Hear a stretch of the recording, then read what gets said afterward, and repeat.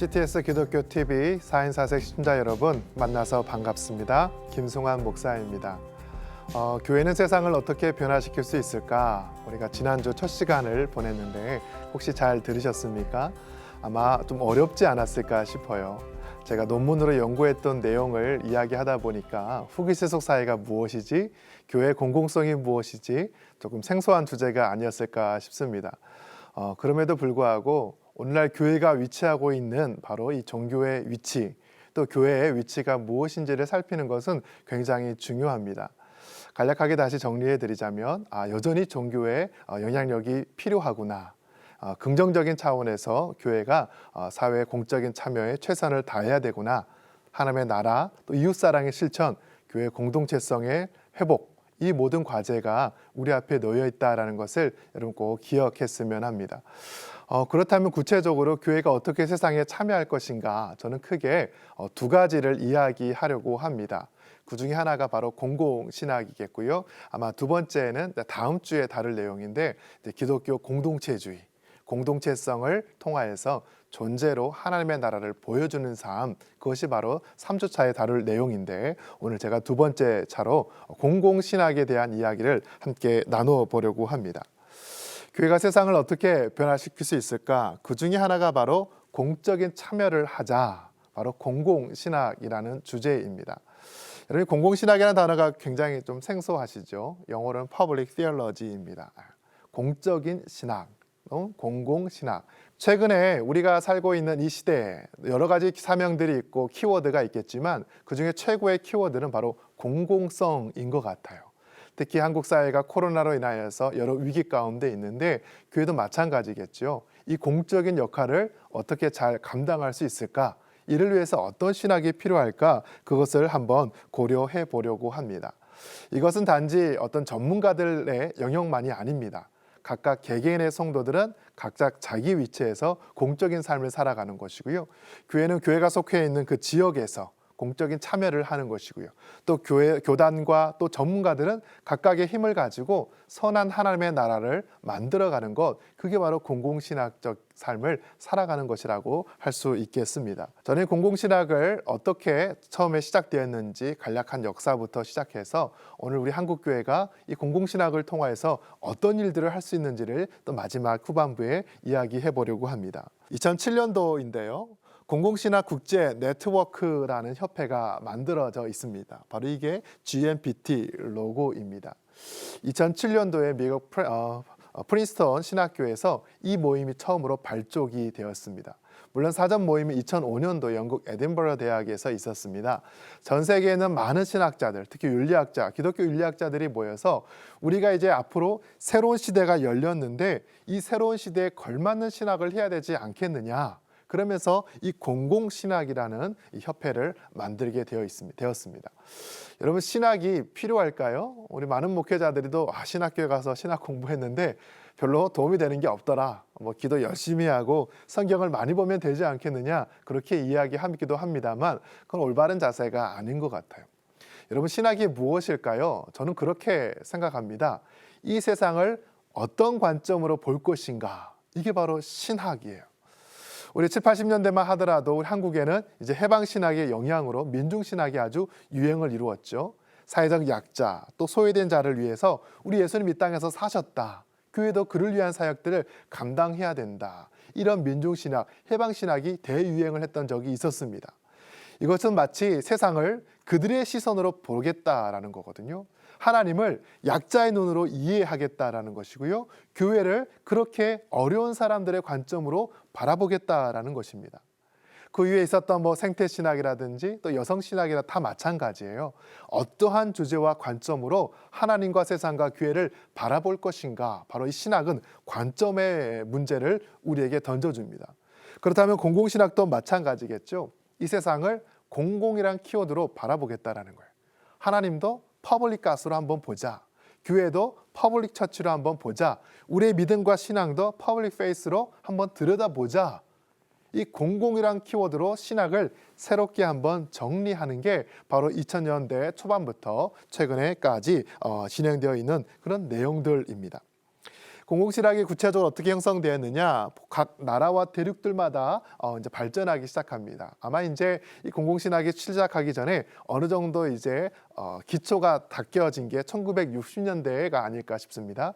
미국의 로버트 벨라라는 이제 우리 학자가 시민 종교론을 제기를 합니다. 이제 미국은 뭐 공식적이지 않지만 기독교가 다수를 차지하고 있는 사회다 보니까 미국 기독교의 역할이 무엇인가를 고민했어요. 그것이 바로 미국 사회를 지탱할 수 있고 미국의 시민들에게 정서적으로 또 윤리적인 어떤 기초와 토대를 제공하는 게 바로 미국 기독교의 공적인 역할이다. 시민 종교로서의 역할이 필요하다라고 그는 이야기를 하는 것입니다. 사회를 연합시켜주고요. 그들에게 삶의 비전과 목표를 제시하고요. 어떤 정치적인 문제가 발생하면 교회가 적극적으로 참여하는 것, 그것이 바로 시민 종교론의 이야기입니다. 이를 토대로 1970년대 공공신학이 조금씩 등장하기 시작합니다. 이 공공신학이라는 단어가 처음 등장한 게 1974년인데 시카고 대학의 마틴 마티라는 학자가 라이놀드 니버 우리 목사님을 공공신학자로 평가하면서 이 공공신학이라는 단어가 처음으로 등장을 했습니다. 이 라이놀드 니버 목사님은 디트로이트라는 도시에서 자동차 도시거든요. 이 산업화된 도시에서 목회 활동도 오랫동안 하셨고 또 유년 대학에서 교수로 또 활동했던 분입니다.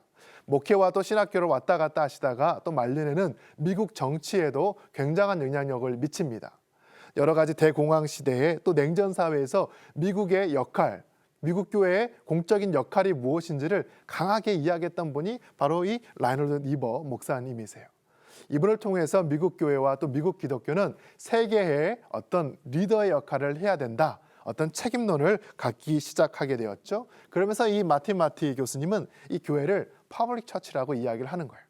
우리가 잘 아는 것처럼 독일은 마틴 루터 종교개혁자의 영향 안에 있죠. 이 마틴 루터는 하나님께서 세상을 어떻게 다스리는가, 한 팔로는 교회를 통하여서 또 다른 팔로는 이 정부를 통하여서 세상을 다스린다. 두 왕국론, 두 정부론을 이야기하기도 하였습니다. 이 루터의 영향력이 있었던 보네퍼 목사님도 마찬가지죠. 교회는 타자를 위할 때만 진정한 교회가 될 수 있다. 우리 예수님은 이 땅에서 타자를 위해서 사셨다. 이 현실에 적합한 적절한 신앙과 교회 역할들을 강조하면서 사회 참여에 어떤 토대를 놓게 됩니다. 이것을 잘 정리했던 분이 바로 볼프강 후버라는 우리 목사님이십니다. 독일 개신교교회 회장도 지내셨던 분이에요.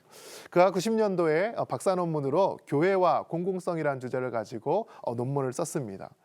동독과 서독이 이제 통일되면서 하나의 통독 체제에서 교회의 사명, 기독교의 사명이 무엇일까를 이야기했던 게 바로 이 볼프강 후버의 교수님의 논지였습니다.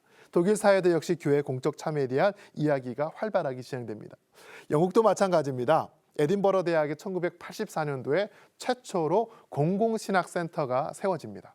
덩컨 프레스터라는 교수님이 통하여서 영국 사회의 많은 공적인 이슈들에 대해서 교회가 어떻게 적극적으로 응답할 것인가, 그것을 고민했던 것이 이 덩컨 프레스터 교수님이었고, 그를 토대로 영국 에딘버러 대학에서 이 공공신학 학회가 만들어지고 오늘에 이르게 된 것입니다. 다시 말해서 전 세계가 다 이 공적인 이슈에 대해서 신학적으로, 교회적으로 또 신앙적으로 응답하려고 했다라는 게 21세기 바로 이 신학의 현장이라는 거예요. 우리 교회도 마찬가지겠죠. 한국교회도 2007년 또 2010년에 계속해서 공공신학에 대한 논의가 활발하게 진행이 되고 있습니다. 어떻게 하면 공적 책임을 교회가 할 수 있을까? 이 주제를 가지고 열심히 달려오고 있습니다.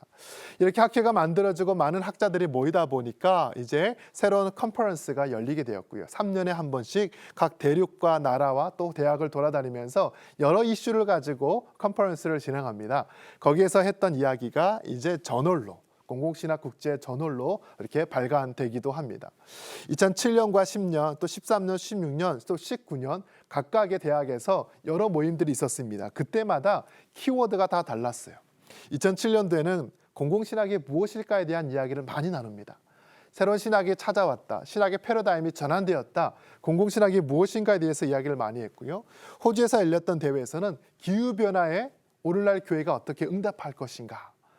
북반구, 남반구 여러 곳에서 이 기후가 변화되고 무너지고 있는 상황에 교회 책임이 필요하다라는 게 2010년도의 주제였고요. 또 13년도에는 이 미디어 시대에 교회가 어떻게 이 미디어 가운데 더 공적인 역할을 할 수 있을까? 체스대학에서 그런 논의가 있었고요. 또 16년도 남아공에서는 이 민주주의에서 또 우리가 어떻게 세상과 소통할 것인가, 사회 정의를 이뤄낼 것인가, 그런 논의가 활발하게 진행이 됩니다. 그리고 지난해 독일 밤베르크 대학에서는 도시에 관련해서 장소와 공간에 대해서 오늘날 지역교회가 어떤 역할을 해야 될까, 그것을 다루어 왔습니다. 이렇게 3년마다 공공신학 컨퍼런스가 열리고 학자들이 모여서 그때그때의 적절한 이슈를 대응하고 교회에게 여러 가지 행동들을 요청했던 게 바로 공공신학의 발전사입니다. 학문적으로 놓고 보자면 이제 13년, 4년밖에 되지 않은 아주 짧은 시간 동안 발전해 왔습니다. 그래서 국내에는 아직 생소한 분야가 맞고요. 우리 신학교 교수님들도 아직 많이 낯설어들 합니다. 하지만 최근에 이런 관심과 관점으로 공부하고 또 목회하려는 많은 움직임들이 있다는 것을 여러분 기억했으면 합니다. 이렇게 공공신학이 발전하고 성장하고 있는데, 그렇다면 공공신학이 추구하는 목표가 무엇일까요? 그것은 딱 한 가지입니다. 바로 더 나은 사회를 만드는 거예요. 교회가 왜 더 나은 사회를 만들어야 되지? 왜 신학이 더 나은 사회를 위해서 연구해야 될까? 여러분 혹시 그렇게 질문을 던질 수도 있습니다만, 바로 그것이 우리가 하나님의 나라를 너무나 좁게 작게 이해한 결과이기도 합니다. 이 공공신학이 처음 시작되어지고 오늘날까지 올 때 여러 학자들이 다양한 역할들을 감당했는데, 그중에 대표적인 학자가 바로 세바스찬 킴이라는 우리 한국 신학교 교수님입니다. 지금 플러에서 우리 또 한국인 목회자들을 가르치는 걸로 알고 있습니다. 그분이 10년 가까이 저널 또 에디터로 있으면서 공공신학의 기초를 다 쌓아왔습니다. 자신의 책에서 그가 공공신학의 목표가 무엇인가, 바로 The Better Society, 더 나은 세상을 만드는 것, 이게 바로 신학의 목표여야 된다라고 정리를 했습니다. 하나님 나라 차원에서 이 땅에 아름다운 나라를 세워나가는 것, 그것이 바로 교회의 책무다라고 이야기를 하는 거예요. 교회 단독으로만 할 수 없겠지요. 정치의 영역과 또 경제, 또 사회, 교육, 여러 영역들과 함께 만나고 대화하고 소통하면서 서로의 공통 분모를 찾아가는 작업이 필요합니다. 서로 협력하면서 힘을 모으는 작업이 필요한 거예요. 법 제도를 바꾸어 나가고요. 시민들의 의식을 새롭게 하고요. 정말 건강한 잘삼, 웰빙, 이 무엇인지를 세속적인 논의로 하지 않고 이제 신학과 신앙적인 언어로 새롭게 재정립해 주는 이 모든 과정이 더 좋은 사회를 만드는 우리 공공신학의 목표라고 할 수 있을 것 같습니다. 우리가 이렇게 새로운 패러다임으로 신학을 전환하고 신앙생활을 하기 위해서는 우리가 취해야 되는 몇 가지 태도들이 있어요. 여러 가지 전략과 또 방법론이라고도 할 수 있겠는데, 저는 크게 4가지 정도로 생각을 합니다. 첫 번째는 무엇이냐면, 우리가 포스트 크리스텐덤이라는 것을 인정을 해야 됩니다. 여러분 잠깐 헷갈리실 것 같아요. 앞에 있는 목사가 너무 어려운 단어로 설명하다 보니까 후구세속은 무엇이지? 공공신학은 무엇이지? 또 포스트 크리스텐덤이라는 단어까지 나왔어요. 하지만 제가 조금 더 쉽게 설명하겠습니다. 이 크리스텐덤이라는 단어가 참 재밌는 단어인데, 바로 크라이스트와 킹덤의 합성어입니다. 그러니까 예수님 왕국, 또 기독교 왕국, 또는 제국적 기독교라고 볼 수 있을 것 같아요. 예수님 나라구나. 이게 좀 좋은 의미로 들리시겠지만 사실 신학계 안에서는 부정적인 의미로 사용되는 단어예요. 다시 말해서 너무 기독교가 세상의 중심이 되어서 자신의 힘을 가지고, 자신의 이 성도들을 가지고 여러 가지 힘을 세상에 막 발휘하는 거예요. 전쟁에도 참여하고 정치에도 참여하고 자신의 뜻을 강제적으로 폭력적으로 관철하려고 했던 게 바로 이 크리스텐덤입니다. 이 크리스텐덤의 시작을 어디로 볼 것인가? 이제 기독교가 313년 로마로부터 공인된 바로 그때를 보는 거예요. 그 이전에는 초대교회 때 정말 순수한 믿음을 지키기 위해서 공동체 생활을 하고 숨어서 예배하고 했던 교회가 이제 제국의 힘을 얻고 더 많은 곳에 복음을 전하는 좋은 마음도 있었지만, 그 제국의 성장을 위해서, 성공을 위해서 여러 가지 전쟁을 위해서 기도하고 또 그들의 정치에 참여하면서 좋지 않은 모습을 가져왔던 것도 사실 현실입니다. 이러한 전통이 오늘날까지 이어졌는데, 최근에는 기독교가 그런 모습을 내려놓고 순수한 복음으로 돌아가자, 초대교회로 돌아가자, 이 평화의 교회 전통을 회복하자, 그런 것이 바로 포스트 크리스텐덤이라고 하는 거예요. 공적인 참여를 하기 위해서 우리가 힘이 있다는 것을 과시할 필요는 없습니다. 그러면 대화할 수가 없어요. 예수님께서 십자가에서 보여주셨던 것처럼 낮아지고 겸손한 모습으로 대화의 테이블에 임하는 것입니다. 우리가 할 수 있는 많은 일들이 있고 많은 자원들이 있다 하더라도 그것을 믿지 않은 사람들이 잘 받아들일 수 있도록 우리의 힘을 낮추는 거예요. 우리의 힘을 포기하는 거예요. 이게 바로 포스트 크리스텐덤의 모습으로 할 수 있는 바로 공공신학의 방법이라고 할 수 있겠습니다. 두 번째는 무엇이냐면 이 세상과 대화하고 이야기하기 위해서는 우리가 쓰는 언어가 조금 바뀌어야 될 필요가 있습니다. 이게 바로 이중 언어성이라고 하는데요. 우리가 믿는 사람들 안에서는 아우 은혜 받았어요. 아우 감사해요. 하나님 평안이에요. 이렇게 우리 신앙의 언어를 잘 표현하는데 이것을 믿지 않은 사람들에게 그대로 했을 때 이게 무슨 뜻일까? 조금 잘 이해하지 못할 때가 있어요. 그렇기 때문에 그들이 이해할 수 있는 말을 조금 사용해 주는 게 또 전도를 위해서 이 더 나은 사회를 만들어가기 위해서 좋은 작전이라고 할 수 있겠습니다. 우리가 지난주에 제가 앞 시간에 잠깐 이야기했던 이 라이놀드 니버 목사님을 소개했는데 하나님의 사랑을 어떻게 이 땅에 잘 설명할 수 있을까? 그분은 그것을 정의라고 이야기했어요. 너무 모호하고 또 애매한 하나님의 사랑을 현실 사회에서 가장 잘 표현할 수 있는 단어가 정의다. 정의로운 사회를 만드는 것이 하나님의 나라를 위한 일이다라고 이야기를 하는 겁니다. 이 사랑이라는 단어를 정의로 바꾸어줬던 것처럼 이중 언어를 사용하는 것. 세상과 만나서 그들의 대화로 그들의 언어로 이야기할 수 있는 게 바로 중요한 공공신학의 자세라고 할 수 있겠습니다. 세 번째는 무엇이냐면 조금 더 작은 이야기에 집중하자는 거예요. 우리가 세상의 창조를 이야기하고 세상의 구원을 이야기하고 너무나 큰 사랑을 이야기하다 보니까 우리의 각자의 삶에서 아주 작은 실천들을 놓칠 때가 참 많습니다. 내가 살아가는 사람들, 이웃들에게 우리 교회가 속해 있는 그 지역에서 어떤 일을 해야 될까? 아주 작은 파편적인 이야기에 주목할 필요가 있는 거예요. 이 코로나 시대에는 당연히 한국교회는 이 코로나를 위해서 열심히 공적 참여를 해야 되겠죠. 경제 위기가 온다, 실업의 문제가 왔다, 사람들이 자신의 삶을 내려놓는다. 이렇게 작은 이슈마다 대응하는 것. 보편보다는 파편적인 접근을 하는 게 아주 중요한 공공신학의 방법이라고 할 수 있겠습니다. 마지막 네 번째는 무엇이냐면 이제 교회가 조금 열린 마음으로 개방적인 차원에서 접근할 필요가 있는 거예요. 우리 하나님은 모두를 위한 하나님이시잖아요. 우리 예수님의 십자가의 죽음은 모두를 위한 죽으심입니다. 이웃사랑도 마찬가지 믿지 않은 모든 사람을 위해서 하는 것입니다. 나의 개인적인 신앙, 우리 개교회 중심적인 신앙이 아니라 교회가 개방적인 공공성을 취할 때에 우리가 사회를 향해서 공적 책임을 잘할 수 있지 않을까 싶습니다. 여기까지 설명을 했는데도 불구하고 그런데도 잘 모르겠어. 공공성이 무엇인지 잘 모르겠어. 아마 그러실 분들이 많을 텐데 제가 두 명의 학자를 더 언급하면서 이야기를 이어가도록 하겠습니다.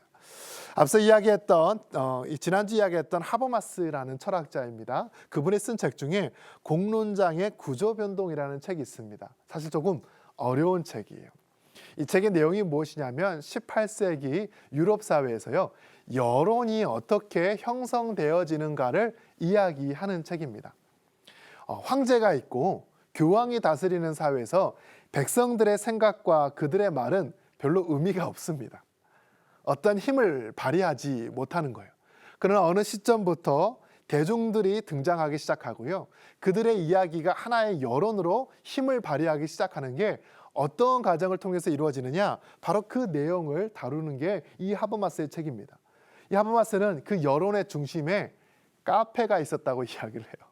살롱 문화가 있었다고 이야기를 합니다. 사람들이 술을 마시는 것이 아니라 커피를 마시면서 음악을 이야기합니다. 그림을 이야기해요. 예술을 이야기하면서 그렇게 사람들 사이에서 공통된 주제가 만들어지기 시작하고요. 전문가들이 참여하면서 그렇게 신문을 통하여서 많은 대중들에게도 이 생각들이 자연스럽게 흘러가기 시작하는 거예요. 이 여론이라는 게 탄생하죠. 처음에는 예술을 이야기했던 여론이 이제는 점점 종교에 대해서, 정치에 대해서 이야기하기 시작하는 거예요. 이 공론장, 대화를 통해서, 협의를 통해서 무엇인가 새로운 것들을 꿈꾸는 그런 사회가 시작되었다는 게 이 하버마스의 이야기예요. 이렇게 공공성을 발휘하기 위해서 하버마스는 크게 두 가지가 필요하다고 이야기했어요. 바로 공개성과 접근 가능성입니다. 공공성을 발휘하기 위해서는요, 모두가 다 들어올 수 있어야 돼요. 공부 잘한 사람, 돈이 좀 많은 사람, 어떤 전문가들에게만 그런 자리가 주어지는 것이 아닙니다. 모든 시민들에게 개방되어지고 자기가 한 표를 행사하고 자기가 목소리를 낼 수 있는 그런 라운드 테이블이 만들어지는 것, 그것이 바로 공공성에서 아주 중요한 핵심입니다. 지역사회의 문제를 다룬다. 그때 교회도 당연히 참여하는 거죠. 모두에게 열려 있어야 되니까요. 그러면서 교회의 입장에서 이야기하는 것들이 아주 중요하다고 볼 수 있는 것 같아요. 한나 아렌트는 역시 이 공공성을 인간의 조건이라는 책에서 이야기하는데 그녀는 관계가 중요하다고 말해요.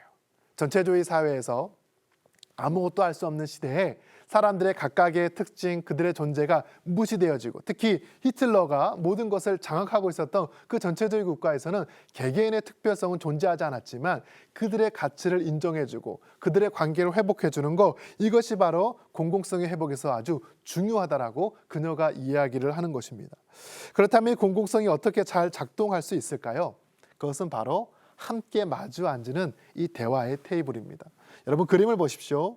테이블에 많은 사람들이 함께 앉아서 자연스럽게 이야기를 하고 있습니다.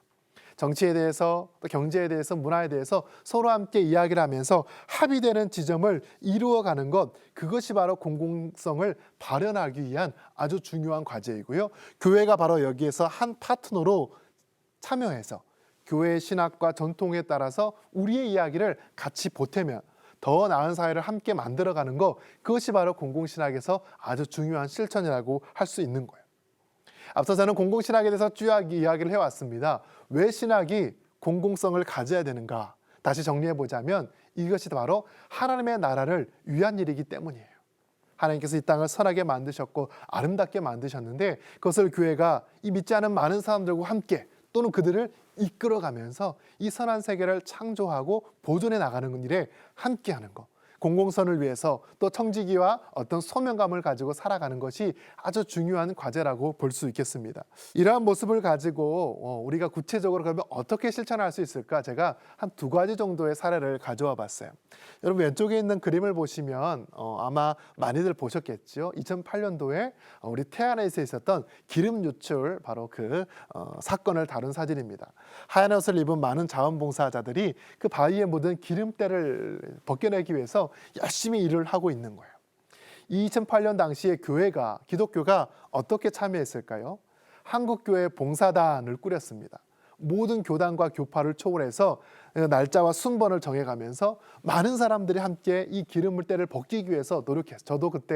저는 고등부 사역자로 있었는데 우리 아이들과 함께 가서 봉사했던 경험이 있습니다. 기름 냄새를 맡아가면서 열심히 그렇게 함께 보여 이 일에 참여했던 거예요. 이게 바로 오늘날 우리가 함께 할 수 있는 공공신학적인 실천의 사례입니다. 이 지역사회를 돌보는 일에 함께 하는 것입니다. 또 오른쪽 사진을 보시면 이제 영어가 써있죠. Hope for New York이라고 되어 있습니다. 이것은 우리에게 아주 익숙한 팀 켈러 목사님이 하는 바로 그 사역입니다. 리디머 처치가 뉴욕에서 여러 가지 일을 감당하고 있는데 이 Hope for New York, 뉴욕에 희망을 주자라는 슬로건을 가지고 그 일을 하는 거예요. 여러분 이 홈페이지에 들어가 보시면요. 뉴욕에 있는 여러 사람들이 연결되어 있음을 봅니다.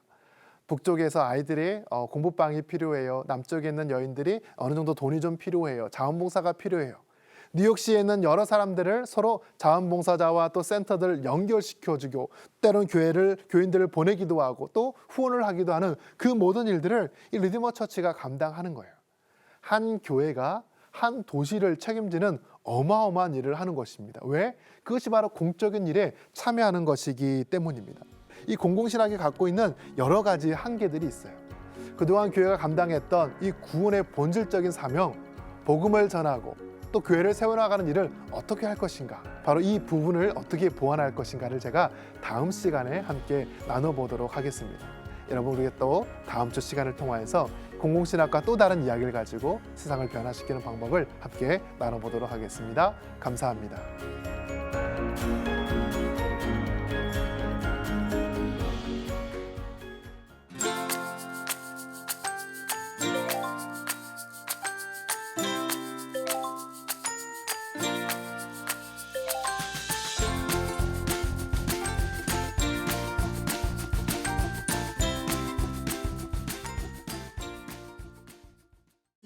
이 프로그램은 CTS 방송가족의 사랑과 후원으로 제작되었습니다.